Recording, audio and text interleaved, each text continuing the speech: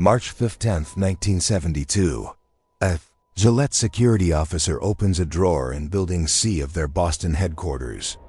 Inside, he finds something that will trigger one of the most audacious corporate espionage cases in American history. Not stolen documents, not blueprints. Something far more valuable, a working prototype of their revolutionary twin-blade razor code name, Project G2, that wouldn't be announced to the public for another 3 months. The thief? Not a foreign agent or a shadowy operative. Someone Gillette trusted. Someone who'd been walking their halls, attending their meetings, studying their secrets for months. And they were working for BIC, the French pen company that was about to revolutionize the razor industry. This is the story of how a $200 million investment almost disappeared overnight, and the dangerous game of industrial espionage that nearly destroyed both companies. To understand why someone would risk everything to steal from Gillette, you need to understand what Gillette was in 1970. Not just a razor company. An American institution. King C. Gillette hadn't just invented the safety razor in 1901. He'd created an empire on a brilliantly simple business model. Sell the razor cheap. Make fortunes on the blades. By 1970, Gillette controlled 70% of the American razor blade market. 70%. They'd crushed every competitor for decades. Schick, Wilkinson, Autostrop, all had tried. All had failed. Their Boston headquarters wasn't just an office, it was a fortress. 12 floors of the most advanced product development labs in the consumer goods industry. Security protocols that would make a Cold War intelligence agency proud. Because in those labs, Gillette engineers were working on something revolutionary. For years, men had complained, one blade doesn't give a close enough shave. So Gillette asked a radical question: what if we use two? Enter Project G2, the Track 2. Twin blade technology with blades set at precise angles. Each blade cutting closer than the last. The marketing promised the closest shave ever. But this wasn't marketing hype, it was engineering genius. The project had consumed 5 years of research and development. $200 million invested. Over 2,000 prototypes tested. The launch was set for May 1972. Success would cement Gillette's dominance for another generation. But in early 1972, someone at Gillette began to suspect they weren't alone. While Gillette built their fortress in Boston, a very different company was eyeing the razor market from across the Atlantic. Acute BIC, the French company that had done the impossible. Once before, they democratized the ballpoint pen. Before BIC, quality pens were expensive, refillable status symbols. Marcel BIC looked at that market and asked, what if we made them disposable? What if we made them so cheap everyone could afford them? By 1970, BIC was selling 14 million pens every day. Their secret? Ruthless efficiency. Simplified manufacturing. Plastic injection molding perfected to an art form. They could produce products for pennies that competitors couldn't match. Baron Marcel BIC had a vision. Do to razors what we did to pens. Make shaving affordable for everyone. But there was a problem. Actually, several problems. First, Gillette's patents. Decades of razor technology locked behind legal walls. Second, Gillette's manufacturing expertise. Blade making wasn't like pen making. Precision steel manufacturing at microscopic tolerances. BIC knew pens, not blades. Third, Gillette's distribution network. They owned the shelf space in every drugstore and supermarket in America. And fourth, the biggest problem: time. Gillette was about to launch the Track 2. If BIC couldn't get into the market before twin blade technology became standard, they'd be permanently locked out. BIC needed information. They needed to understand Gillette's manufacturing processes, their cost structures, their supplier relationships. They needed to know how Gillette planned to market the Track 2. They needed inside access. And in late 1971, they found a way to get it. Corporate espionage in the 1970s didn't look like James Bond. No break-ins, no stolen microfilm, no midnight rendezvous. The best industrial spies never picked a lock. They walked through the front door. BIC hired a management consulting firm. We'll call them Barton Consulting Group. Standard practice. Consulting firms were the neutral middlemen of corporate America. They worked for everyone, advised everyone, knew everyone's secrets. That was their value. What wasn't standard was what BIC asked Barton to do. Find someone inside Gillette. Someone with access. Someone in product development or manufacturing or strategic planning. Someone who might be willing to share insights about Gillette's operations in exchange for a consulting fee.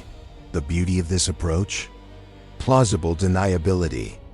BIC could claim they simply hired consultants who happened to have industry knowledge. The consultants could claim they were aggregating public information and industry expertise. And the Gillette employee? They were just doing some side consulting work. Everyone had an excuse. Everyone had cover. By December 1971, Barton had found their man. Stephen Mitchell, name changed for legal reasons, was a mid-level project manager in Gillette's product development division. 15 years with the company. Good performance reviews, no red flags. He had access to project timelines, cost analyses, supplier information, and manufacturing specifications. He also had 2 kids in college, a mortgage, and a salary that hadn't kept pace with inflation. When Barton approached Mitchell at an industry conference in Chicago, they didn't ask him to steal anything. They asked if he'd be willing to provide general market analysis about the razor industry. 20 hours of consulting work over 3 months. $25,000 fee, nearly half his annual salary. Mitchell said yes. What he didn't fully understand was that those general questions would become increasingly specific, increasingly detailed, increasingly dangerous. By March 1972, Mitchell had provided Barton, and through them, BIC, with comprehensive intelligence about Project G2, manufacturing costs per unit, supplier contracts and pricing, marketing budget allocations, launch timeline and strategy, early consumer testing results, and most damning, detailed specifications of the twin blade cartridge design. BIC now had everything they needed to develop a competing product. Everything they needed to undercut Gillette's pricing. Everything they needed to counter Gillette's marketing strategy. They had stolen 5 years of research in 3 months, but Gillette was about to discover the leak. And when they did, they wouldn't just call the police. They would declare war. March 15, 1972, 37 days before the Track 2 launch, Robert Morrison, Gillette's head of corporate security, received an anonymous tip. The caller claimed a Gillette employee was sharing confidential information with a consulting firm that had connections to BIC. Anonymous tips are usually worthless, disgruntled employees. Paranoid speculation, competitive sabotage. Morrison had investigated dozens that led nowhere, but something about this one felt different. The caller knew specific details, the consulting firm's name, the general nature of the information being shared, even the approximate timeline. Morrison did what any good security chief would do. He started pulling records, phone logs, meeting schedules, expense reports, access logs to sensitive areas. Within 48 hours, a pattern emerged. Stephen Mitchell had been taking unusual numbers of personal days. His office phone showed multiple calls to Barton Consulting Group.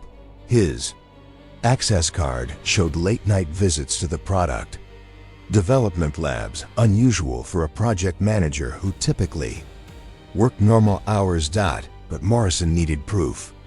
He needed to catch Mitchell in the act. On March 22nd, Morrison's team watched Mitchell enter the Building C Development lab at 8:47 p.m. He emerged at 9:33 p.m. carrying a leather portfolio. They followed him to his car. They watched him meet with a Barton consultant at a downtown Boston restaurant. They photographed the exchange of documents. The next morning, when Mitchell arrived at work, security was waiting. In his office, they found copies of Project G2 documentation. In his home office, they found drafts of consulting reports for Barton that were essentially verbatim reproductions of Gillette's internal analysis. The evidence was devastating. But Morrison understood something crucial. This wasn't just about one employee. This was an organized operation. BIC hadn't just hired a consultant who happened to have Gillette connections. They'd orchestrated systematic corporate espionage. Morrison presented his findings to Gillette's CEO, Vincent Siegler. On March 24th, Siegler's response was immediate and unequivocal. Destroy them. Not just Mitchell. Not just Barton Consulting. BIC itself. Gillette's counterattack corporate warfare in the 1970s had rules. But they weren't nice rules. Gillette's response was surgical and brutal. They weren't interested in a quiet settlement. They wanted blood in the water. They wanted other companies to see what happened when you stole from Gillette. On March 27, 1972, Gillette filed simultaneous lawsuits in Massachusetts federal court. Criminal charges against Stephen Mitchell for theft of trade secrets. Civil suit against Barton Consulting Group for conspiracy and unfair business practices. Civil suit against BIC for corporate espionage and conspiracy to steal trade secrets. The BIC lawsuit was the nuclear option. Gillette demanded $300 million in damages. A permanent injunction preventing BIC from entering the U.S. razor market. Access to all BIC documents related to their razor development program. And a public admission of wrongdoing. Gillette's counterattack corporate warfare in the 1970s had rules. But they weren't nice rules. Gillette's response was surgical and brutal. They weren't interested in a quiet settlement. They wanted blood in the water. They wanted other companies to see what happened when you stole from Gillette. Gillette leaked the story to the Wall Street Journal and the Boston Globe simultaneously. The headline: French company accused of stealing American razor technology. In 1972, American economic nationalism was running high. Japan was flooding U.S. markets with cheaper cars and electronics. The idea of a French company stealing American innovation played directly into those anxieties. Gillette's PR machine painted BIC as corporate pirates, unethical, un-American, cheaters, who couldn't compete fairly. Behind the scenes, Gillette applied pressure to retailers. The message was subtle but clear.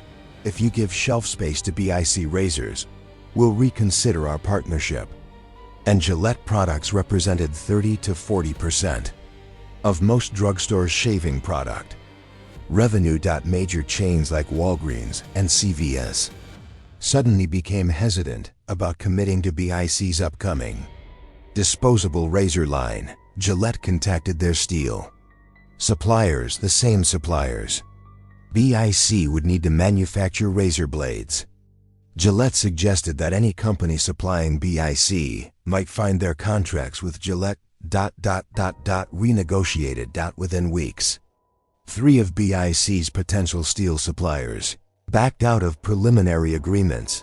Gillette was implementing a strategy of total economic warfare. They weren't just defending their market position, they were trying to prevent BIC from ever competing.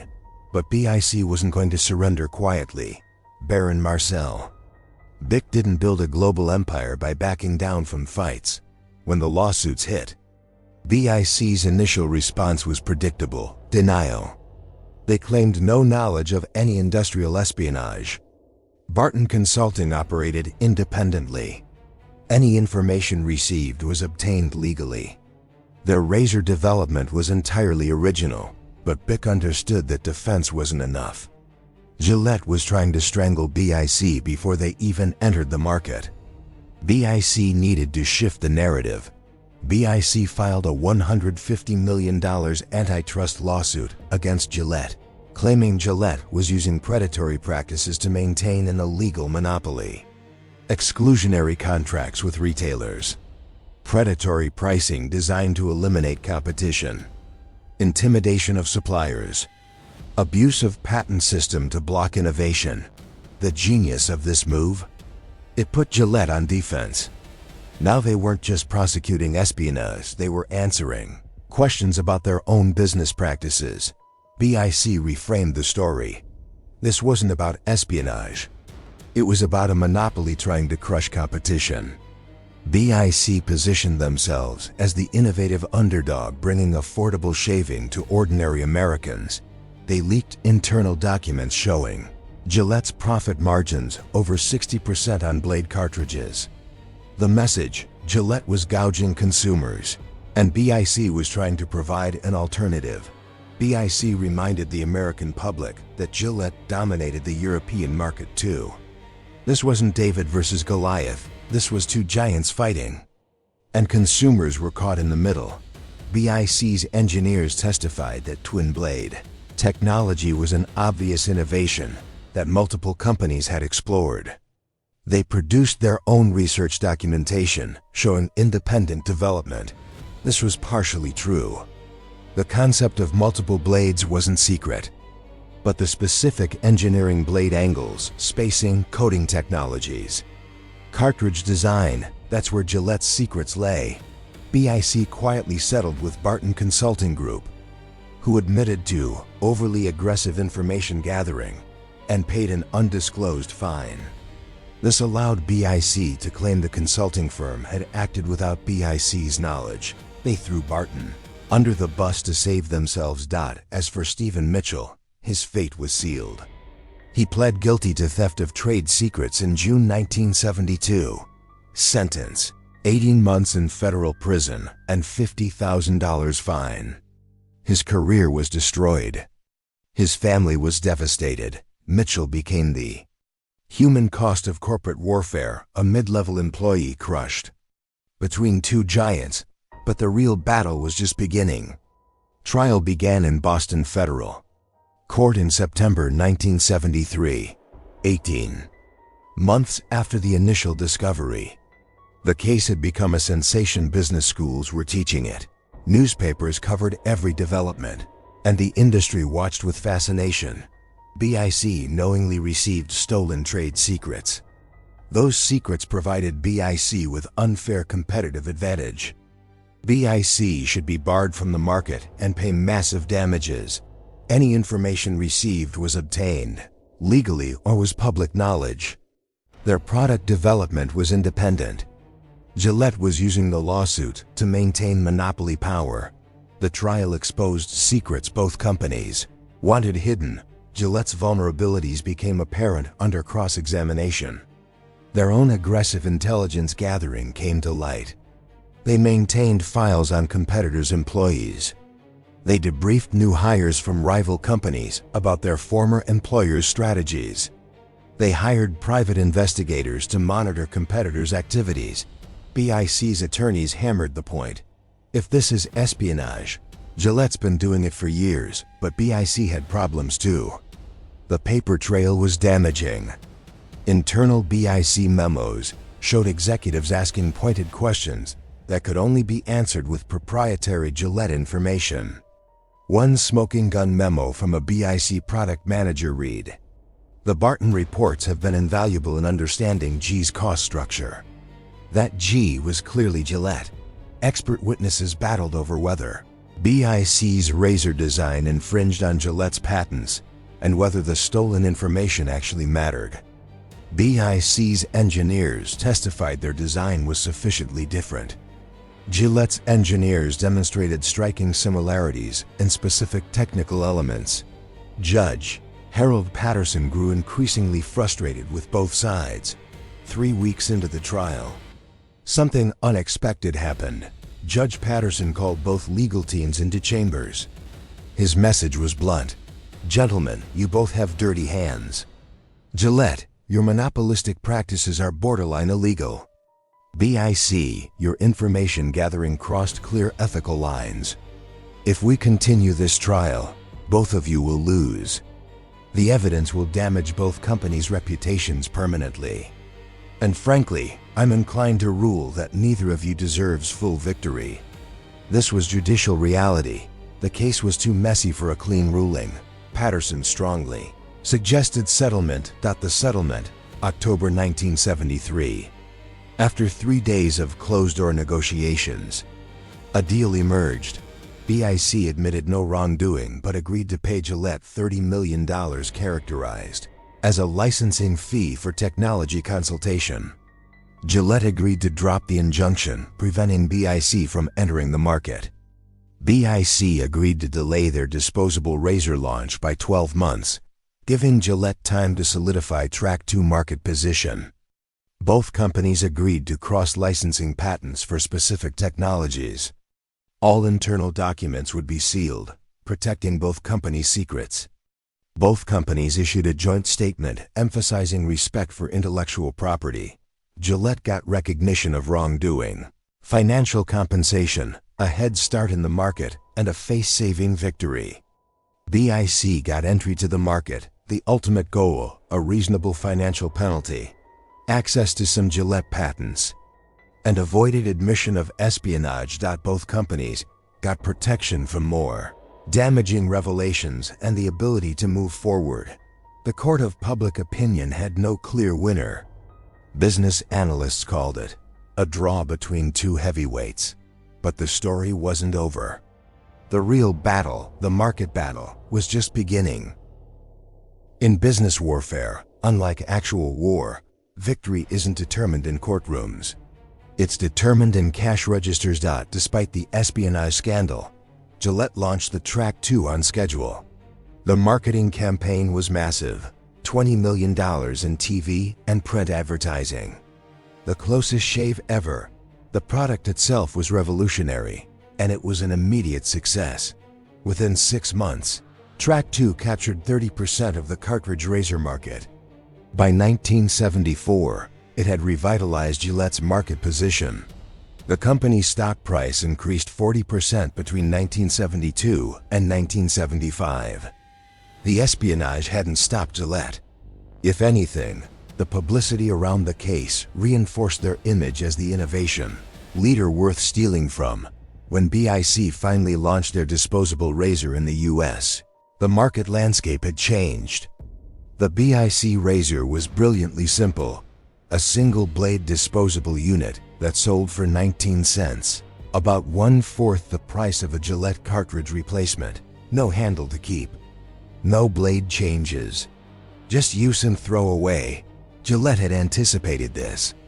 They'd already launched their own disposable, the Good News razor. In 1974, BIC's disposable razor became a massive success, but not in the way that threatened Gillette's core business. Disposables created a new market segment, price-conscious consumers, travelers, people wanting convenience. But premium shavers, the most profitable segment, remained loyal to Gillette's cartridge systems. The market had expanded, not shifted. By 1980, Gillette controlled 60% of the total razor market, down from 70% in 1970. But they dominated the high-margin cartridge segment with 75% share. BIC owned 40% of the growing disposable segment. Both companies were more profitable than before. All that espionage, all those lawsuits, all that warfare, and both companies ended up prosperous. The stolen secrets hadn't given BIC the keys to Gillette's kingdom. They'd helped BIC understand how to compete in a different segment, and Gillette's attempts to destroy BIC had failed. The market was big enough for both. The real loser? Stephen Mitchell, the mid-level employee who spent time in prison and never worked in corporate America again. The real winner? Consumers who now had more choices at different price points. But the case's impact extended far beyond the razor industry. The Gillette BIC case became a landmark in American business history, not because of its outcome, but because of what it exposed. The case highlighted how fuzzy the line between legal intelligence gathering and illegal espionage had become. Every company monitored competitors. Every company debriefed new employees. Every company used consultants who worked across the industry. The question became, where's the line? The answer? Nobody really knew. Before this case, trade secret theft was treated like property crime, serious but limited. This case demonstrated that intellectual property theft could involve hundreds of millions of dollars. It accelerated the push for stronger IP protections that culminated in the Economic Espionage Act of 1996. The case proved that the biggest threat wasn't outsiders breaking in. It was insiders walking out with secrets. After 1973, corporate America invested billions in information security, compartmentalized access, need-to-know protocols, encrypted communications, comprehensive background checks. The modern corporate security state was born partly from this case. Barton Consulting Group disappeared within 2 years of the settlement. But the questions they raised remained. How can consultants ethically serve competing clients? Where's the Cody line between synthesizing industry knowledge and trafficking in stolen secrets? These questions are still debated today. The Gillette BIC playbook has been run countless times since Uber versus Waymo in 2017. Former Google engineer Anthony Lewandowski allegedly stole self-driving car secrets before joining Uber. Settlement: $245 million. Apple versus Samsung from 2011 to 2018. Years of lawsuits over smartphone design and technology. Multiple trials, multiple appeals. Settlements in billions. Tesla versus Zoo in 2020. Tesla sued former employees for allegedly stealing autonomous vehicle technology. Settled confidentially. TikTok versus Triller in 2021. Competing social media platforms, accusing each other of algorithmic theft. The tactics have evolved. Now it's source code instead of blueprints, algorithms instead of product specs, but the fundamental game remains the same. Companies invest fortunes in innovation. Competitors want shortcuts. Employees become pawns. Courts struggle to find justice. The Gillette BIC case forces us to confront an uncomfortable question. In cutthroat capitalism, is corporate espionage just aggressive competition by another name? Gillette would argue they were protecting legitimate innovation. BIC would argue they were challenging a monopoly. Mitchell might argue he was exploiting an opportunity in a system that already exploited him. Nobody was entirely wrong. Nobody was entirely right. Welcome to the moral ambiguity of modern business. 50 years after Stephen Mitchell walked into that Boston restaurant carrying Gillette's secrets, the razor wars continue. Gillette was acquired by Procter & Gamble in 2005 for $57 billion. They still dominate the premium razor market. The Track 2, the product at the center of the espionage case, remained in production until 2016, a 44-year run. They've launched 5-blade systems, vibrating razors, subscription services. But they're facing new challenges from companies like Dollar Shave Club and Harry's digital native brands that make BIC's strategy look conservative. BIC is still thriving. Their disposable razors remain the second best-selling razor brand globally. Annual revenue: $2.2 billion across pens, razors, and lighters. The company that was nearly destroyed by Gillette in 1972 is now an essential part of the market ecosystem. Stephen Mitchell served his prison sentence, later divorced, worked in warehouse management under a different name, died in 2003. His children, who were in college when the scandal broke, never spoke publicly about their father's case. He paid the highest price for a corporate war he didn't start. Here's what the Gillette BIC case teaches us. Corporate espionage isn't about good guys and bad guys. It's about the relentless logic of competition. When billions of dollars are at stake, when years of research can be leapfrogged, when time to market determines survival, companies will always push boundaries. The question isn't whether it happens, it's how far they'll go before getting caught. Every major industry has its Gillette BIC story. Pharmaceuticals have formula theft. Technology has source code theft. Aerospace has design document theft. Energy has exploration data theft.